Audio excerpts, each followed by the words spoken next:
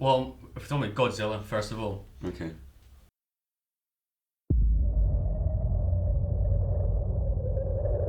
I want to talk to somebody in charge.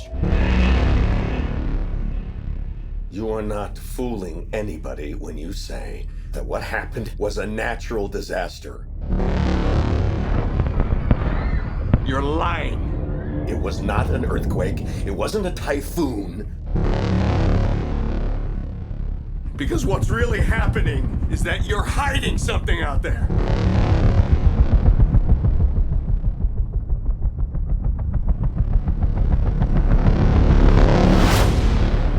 And it is gonna send us back to the Stone Age!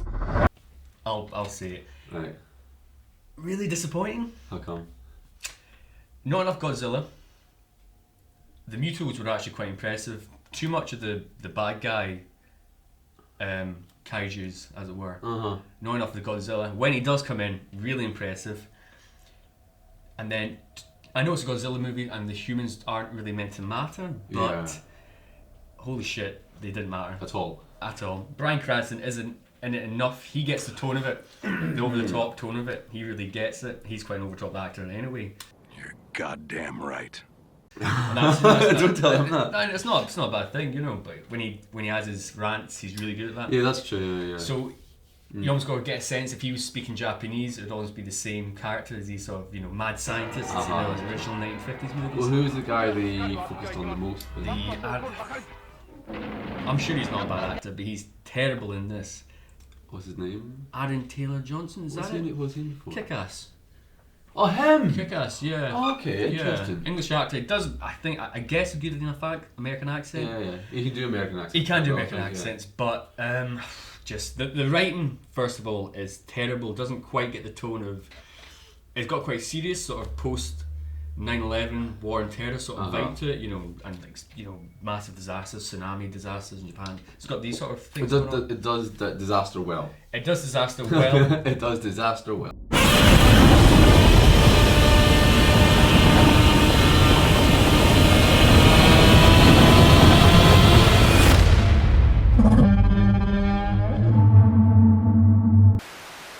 Did any films this year surprise you? Like by being particularly good or particularly shit? Well, I would say,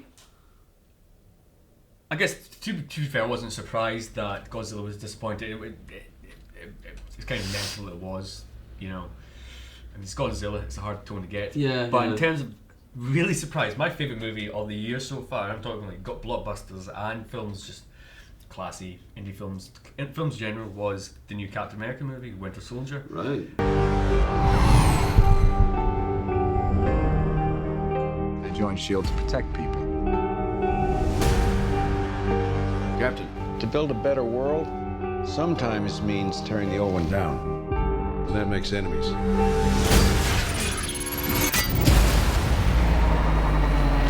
I went to watch it by myself, actually. Back in the day. I know, so I think you've seen the first Captain America, like the first Avenger, and it's shite. Yeah.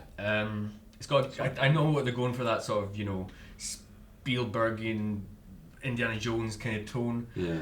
But it just loses it halfway through. It really does. But this film, it's very sort of modern, not even sci-fi. Obviously, those things are there. But it's got Robert Redford there. There's a sort of there's a sort of throwback to All the President's Men, sort of 1970s conspiracy vibe, but in our sort of modern surveillance drone society. So it has that great sort of rollicking. It has its big moments, but it's also a really good thriller. It's an action thriller, really good. The tone they get is pretty perfect. It's the Russo brothers, who are known for their indie movies. And also for Community, doing the paintball episodes. Yeah, wow. Yeah, so they have, when you watch those, they really have their action beats down.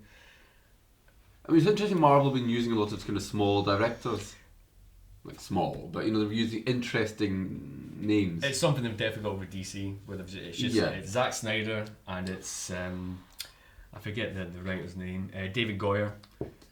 I hate that. And even Nolan's, it's just like, come on, can we move away from the Nolans? I mean, have them there, but let's get away from that. Let's get some Those are Nolan films. Yeah, We I need think DC they're scared, but Marvel they really hit this out of the park. I was actually sitting there blown away by these action sequences.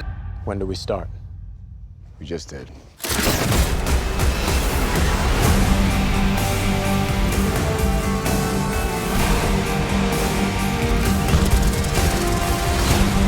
The price of freedom is high. And it's a price I'm willing to pay. You told me not to trust anyone. This is how it ends. Everything goes.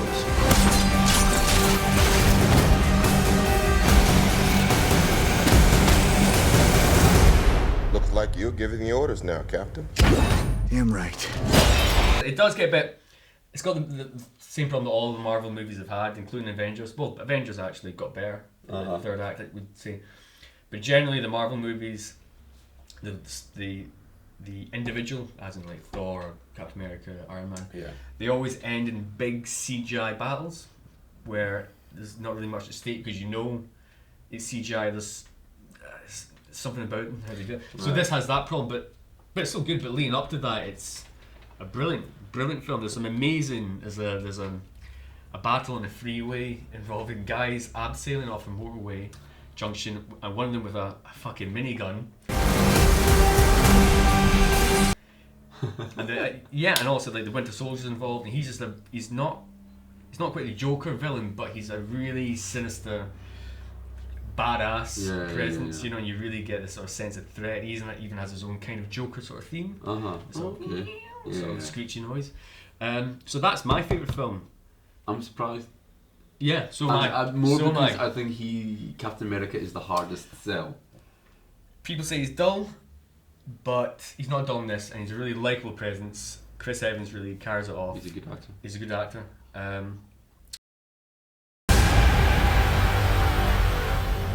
How do we know the good guys from the bad guys? If they're shooting at you, they're bad.